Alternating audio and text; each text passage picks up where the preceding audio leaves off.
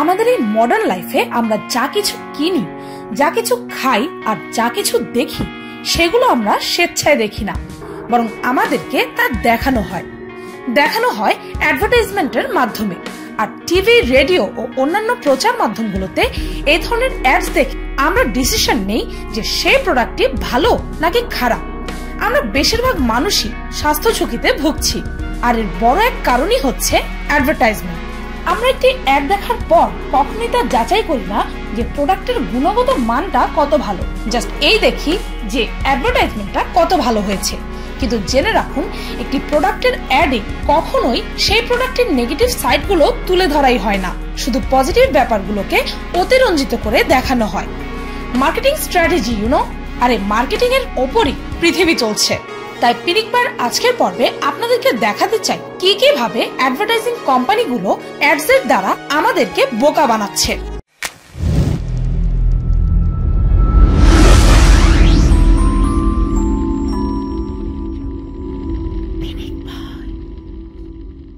রান্নার জগতে একটি কথা প্রচলিত আছে, লোকে প্রথমে তাদের চোখ দিয়ে খায়, অর্থাৎ খাবারের প্রেজেন্টেশনটা অনেক বেশি ইম্পর্টেন্ট।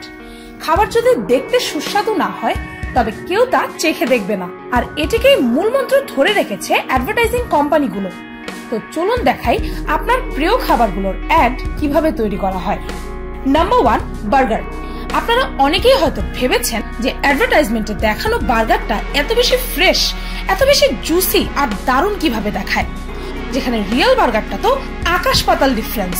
তবে এই দেখুন, ফটোশুটের জন্য তৈরি বার্গারের উপকরণগুলোকে খুব কেয়ারফুলি সাজিয়ে তার টুথপিক দিয়ে আটকানো হয় যেন সেগুলো ঠিক জায়গা মতো থাকে, আর বার্গারের লেয়ারের ভেতরে মেকআপ স্পঞ্জ লাগানো হয় যেন বার্গারটাকে আরো উঁচু দেখায়। তাছাড়াও বার্গার প্যাটিতে ভেজিটেবল তেল ব্রাশ করে দেওয়া হয় যেন বার্গারটাকে আরো জুসি দেখায়, আর অন্যান্য সস ও মেয়োনিজ বাইরের দিকে অল্প অল্প করে দেখানোর জন্য ঢেলে দেওয়া হয়। আর ফাইনালি দেখুন একটা বার্গার রিয়েল লাইফে কেমন দেখায় আর অ্যাডভার্টাইজমেন্টে কেমন দেখায়।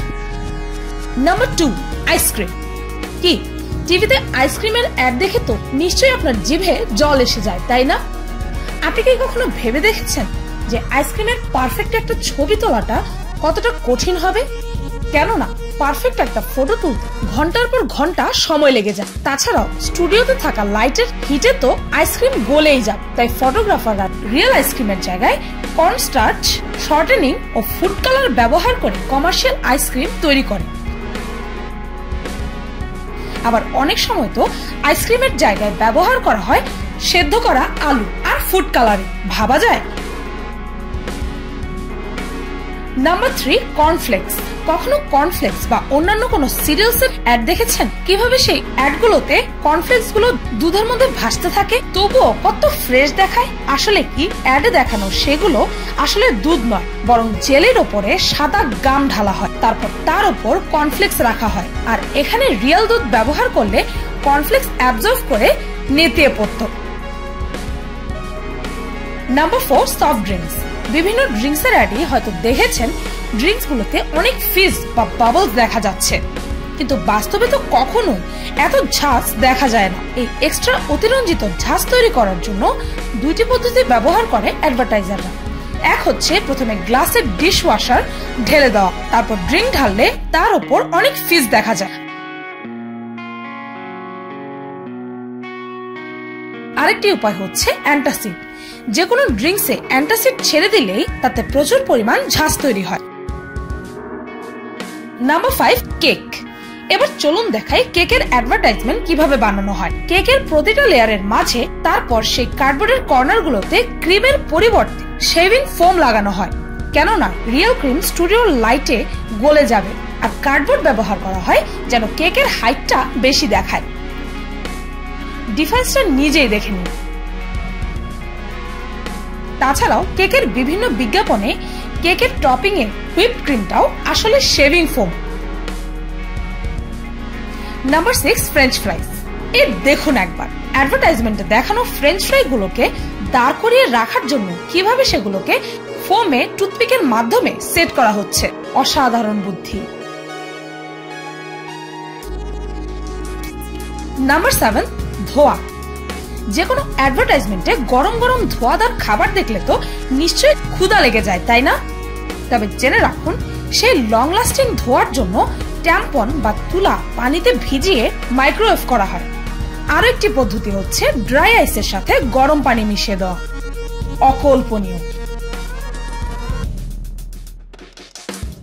Number 8, chicken. আচ্ছা, স্লো কুকড বা রোস্ট চিকেনের অ্যাড তো নিশ্চয়ই অনেকে দেখেছেন, তাই না? কিন্তু জানেন কি রোস্ট চিকেনটাকে অ্যাডভার্টাইজাররা কিভাবে রোস্ট করে? প্রথমে পুরো চিকেনের জায়গায় জায়গায় সুপার গ্লু লাগিয়ে আস্ত চিকেনটাকে ভালো একটি শেপ দেওয়া হয়। তারপর একটি পাত্রে brown colour sauce, yellow food colouring ও ডিশ ওয়াশিং সোপ একসাথে মিক্স করে তারপর সেই মিক্সচারটাকে কাঁচা চিকেনের উপর ব্রাশ করা হয়।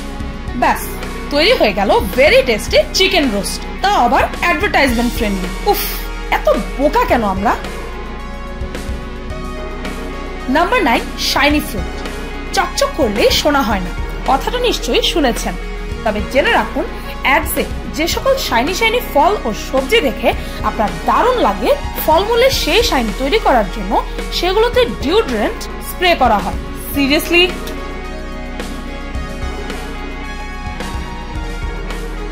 Number 10, sea food. সর্ষে ইলিশ, চিংড়ি মাছের মালাইকারি। ওহো হো হো হো, জিভে জল এসে যায়, তাই না? আর আসবে নাই বা কেন, কত জুসি এগুলো দেখতে। কিন্তু আপনি কি জানেন, অ্যাডভার্টাইজাররা এ সকল সি ফুডে এমন জুসি ভাব আনার জন্য এ সকল সি ফুডে গ্লিসারিন মেশায়। এবার আসছে জিভে জল। Number 11, sauce. যে কোনো সসের অ্যাডভার্টাইজমেন্টের জন্য অ্যাডভার্টাইজাররা রিয়েল সসের পরিবর্তে লিকুইড ওয়্যাক্স অর্থাৎ গলিত মোম ব্যবহার করে, কেননা তারা চায় যে সসটা আরো বেশি গাঢ় দেখাক। নাম্বার 12, আইস কিউবস। যেখানে আইসক্রিমটাকেই টেকানো সম্ভব হয় না, সেখানে বরফ আর কি জিনিস, তাই না? তাই যখনই কোনো অ্যাডভার্টাইজিং ফটোগ্রাফার বরফের ছবি তুলতে চায়, তখন সে আসল বরফের পরিবর্তে প্লাস্টিকের কিউব ব্যবহার করে, যেগুলো সহজে গলেও না, আবার এগুলো অত্যন্ত রিয়েলিস্টিকও দেখায়। আর আপনি জানেন কি, যে সকল সফট ড্রিঙ্কস এর অ্যাড দেখে আপনার তৃষ্ণা তৈরি হয়, সেই সফট ড্রিঙ্কস এর গ্লাসে গ্লিসারল স্প্রে করা হয়। কি বুদ্ধি রে বাবা! Number 13, pancakes and honey. Pancakes অনেকের কাছে নতুন, তাই বলে রাখি এটি এক ধরনের কেক, আর এগুলোকে ফটোশুট করার সময় কেকের প্রতিটা লেয়ারে কার্ডবোর্ড রাখা হয় যেন একটা আরেকটার সাথে লেগে না যায়। তারপর এই প্যানকেকের ওপরে যেখানে ঢালার কথা মধু, সেখানে ঢালা হয় মোটর অয়েল। ভাবা যায়? কেননা রিয়েল মধু ঢাললে প্যানকেকটা অ্যাবজর্ব করে নেবে, যেখানে মোটর অয়েল শেষ পর্যন্ত শাইন করতে থাকে। Number 40, noodles. আমাদের সবার প্রিয় নুডলস, তাই না? তবে জেনে রাখুন, নুডলস গুলোকে হট ও ফ্রেশ দেখানোর জন্য তাদের অ্যাডভার্টাইজাররা ব্যবহার করে লিকুইড গ্লুকোজ। আফসোস। লাস্টে আছে ইনসেক্টস। এতক্ষণ তো খাবারের কমার্শিয়ালের কথা বললাম, এখন চলুন অন্য জানানো যাক। যখনই কোনো ফটোগ্রাফার কোনো ফড়িং, প্রজাপতি বা অন্যান্য কোনো পোকামাকড়ের ছবি তুলতে চায়, তখন ব্যাপারটা অত্যন্ত কঠিন হয়ে যায়, কেননা এই পোকামাকড়গুলো কখনোই স্থির থাকে না আর তারা খুব দ্রুত মুভ করে। তাই অ্যাডভার্টাইজাররা প্রথমে পোকাগুলোকে কিছুক্ষণের জন্য ফ্রিজে রেখে দেয়, যার কারণে সেগুলো স্লো ডাউন হয়ে যায়। আর ঠিক তখনই ফটোগ্রাফার তার ফটোগ্রাফির স্কিল দেখায়। ব্যাপারটা যদিও একটু নৃশংসই মনে হচ্ছে। কি পৃথিবীটাকে ধোঁকা বলে মনে হচ্ছে? ভাবছেন তবে কি করব? নাকি এই কনফিউশনে আছেন? তবে কি অ্যাডভার্টাইজমেন্ট ভালো নাকি খারাপ? অ্যাডভার্টাইজমেন্টের কি আদৌ প্রয়োজন আছে? আমি বলবো অ্যাডভার্টাইজমেন্ট বা মার্কেটিং এর প্রয়োজন অবশ্যই আছে। ধরুন ফর এক্সাম্পল, ক্যান্সারের কোনো ওষুধ বের হয়ে গেছে। এখন যদি অ্যাডসে না দেওয়া হয়, তাহলে মানুষ জানবে কি করে যে ক্যান্সার নির্মূল করা সম্ভব? যে কোনো জিনিসের প্রচারের জন্য অ্যাডভার্টাইজমেন্টের প্রয়োজন আছে। তেমনি একথাও সত্য যে প্রত্যেকটা ভালো জিনিসেরই একটা না একটা খারাপ দিক তো থাকবেই। তাই অ্যাডভার্টাইজমেন্টের উপর পুরোপুরি বিশ্বাস না করে বিভিন্ন নতুন প্রোডাক্ট ইউজ করে বা করার আগে অন্যের থেকে রিভিউ নিন, আর আপনিও অন্যকে রিভিউ দিন। এতে আমরা আরো বেশি জেনুইন ব্যাপারগুলো বুঝতে সক্ষম হব। আর চোখ ধাঁধানো এ সকল চটকদার বিজ্ঞাপন আপনার আমার সর্বনাশ মোটেও করতে পারবে না। ভিডিওটি এই পর্যন্ত। ভিডিওটি ভালো লাগলে একটি লাইক দিতে ভুলবেন না, আর কমেন্ট করে অবশ্যই জানাবেন যে অ্যাডভার্টাইজারদের এই সকল ধাপ্পাবাজি আপনাকে কতটা অবাক করেছে।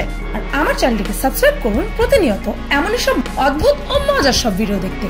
আজকের মতো পর্যন্তই, দেখা হচ্ছে পরের ভিডিওতে।